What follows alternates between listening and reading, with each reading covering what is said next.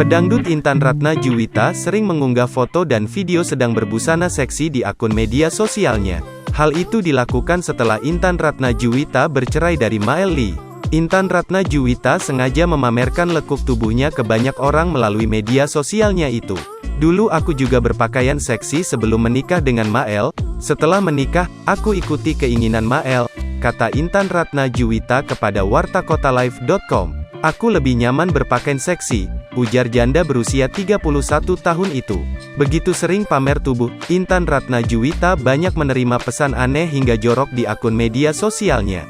"Ada yang coba menawar dan goda aku, kalau pesannya baik, aku balas," ucap Intan Ratna Juwita. "Banyak juga yang ajak nikah setelah aku cerai," lanjutnya. Biasanya, Intan Ratna Juwita tidak menanggapi ajakan-ajakan tersebut.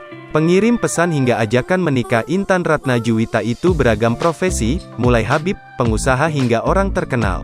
"Banyak Habib yang ajak ta'aruf," kata Intan Ratna Juwita. Sejauh ini Intan Ratna Juwita mulai membuka hatinya untuk pria lain meski belum ada rencana menikah lagi.